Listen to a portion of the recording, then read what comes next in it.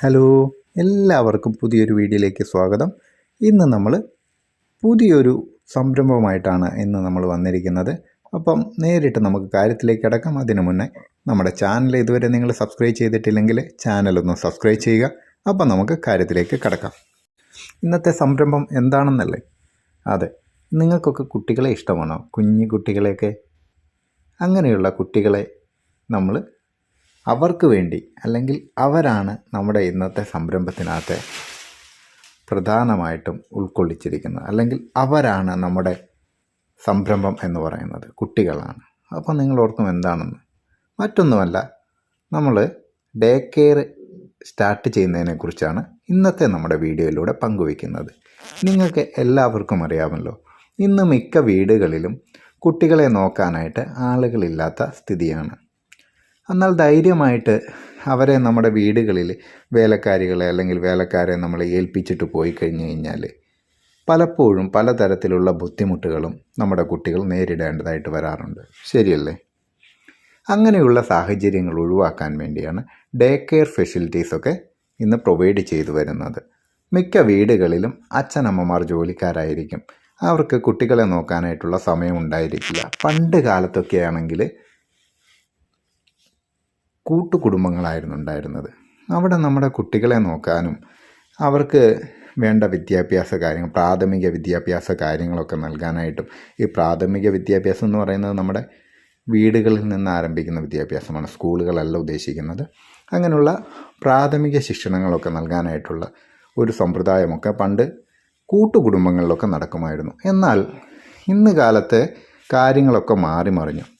ഇന്ന് മിക്ക വീടുകളിലെയും സ്ഥിതി രണ്ട് പേര്, അതായത് പേരൻസ്, അച്ഛൻ, അമ്മ, കുട്ടി, ഇത്രമേ ഉണ്ടാവുള്ളൊരു കുടുംബം എന്ന് പറയുന്നത്. മിക്ക ഫാമിലികളും ന്യൂക്ലിയർ ഫാമിലികളായി മാറിക്കഴിഞ്ഞിരിക്കുന്നു. അപ്പം ഈ ന്യൂക്ലിയർ ഫാമിലി കൊണ്ടുള്ള പ്രശ്നം എന്തെന്ന് വെച്ച് കഴിഞ്ഞാൽ, പലപ്പോഴും നമുക്ക് അവരെ കൃത്യമായി പരിചരിക്കാനായിട്ടോ അവരെ ഫുൾ ടൈം നമുക്ക് നോക്കിയിരിക്കാനായിട്ടോ സാധിക്കാറില്ല. പേരൻസിൻ്റെ ജോലി തിരക്ക് കാരണം പലപ്പോഴും കുട്ടികളെ എന്ത് ചെയ്യുമെന്നുള്ള ബുദ്ധിമുട്ടിൽ അവർ പലപ്പോഴും വേലക്കാരികളെ അല്ലെങ്കിൽ ജോലിക്കാരികളെയൊക്കെ നിയമിക്കാറുണ്ട്. അവർ പലപ്പോഴും നമ്മുടെ കുട്ടികളെ ശരിയായ രീതിയിൽ നോക്കാറില്ല. അഥവാ അവർ നോക്കുന്നുണ്ടെങ്കിൽ തന്നെ മറ്റെന്തെങ്കിലും തരത്തിലുള്ള പ്രശ്നങ്ങൾ ആ വീട്ടിലുണ്ടാകുകയും അങ്ങനെയുള്ള പ്രതിസന്ധികൾ ഒഴിവാക്കാനായിട്ടാണ് ഈ ഡേ കെയർ സെൻറ്റർ പോലുള്ളവ പ്രവർത്തിച്ചു വരുന്നത്. ഇന്ന് മിക്ക ടൗണുകളിലും ഡേ കെയർ സെൻറ്ററുകൾ ലഭ്യമാണ്.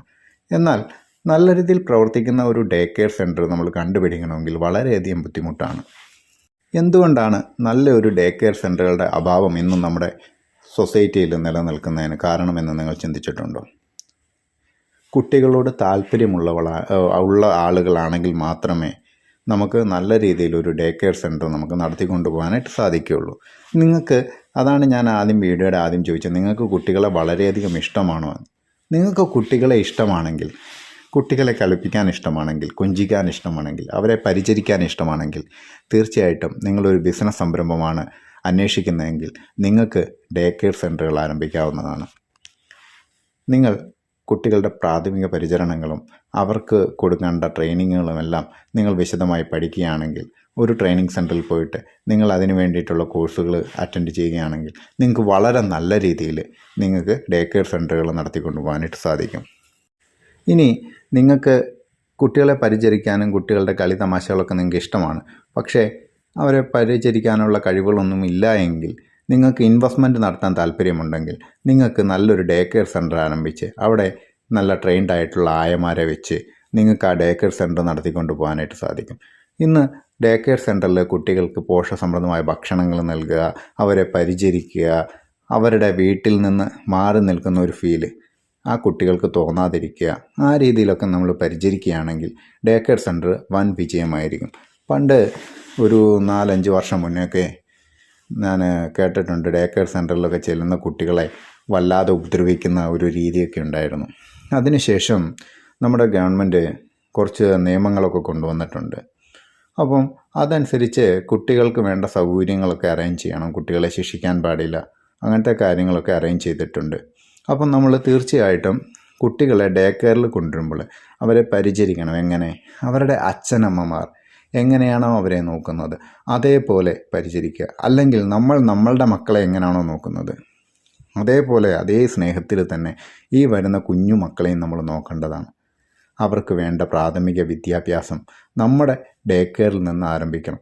അതുപോലെ തന്നെ ആ ഡേ കെയറിനോടൊപ്പം തന്നെ ഈ കിൻഡർ ഗാർട്ടൻ സ്കൂളുകൾ, LKG UKG മുതലായവയും കൂടി നിങ്ങൾക്ക് ആഡ് ചെയ്ത് കൊണ്ടുപോകാനായിട്ട് സാധിക്കും.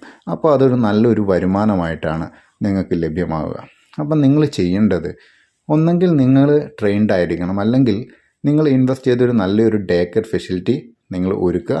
അവിടെ ആയമാരെയും ടീച്ചേഴ്സിനെയും ഒക്കെ അപ്പോയിൻമെൻറ്റ് ചെയ്ത് നിങ്ങൾക്ക് കൊണ്ടുപോകാനായിട്ട് സാധിക്കും. ഇതിന് ഒരുപാട് ഇൻവെസ്റ്റ്മെൻറ്റിൻ്റെ ഒന്നും ആവശ്യമില്ല.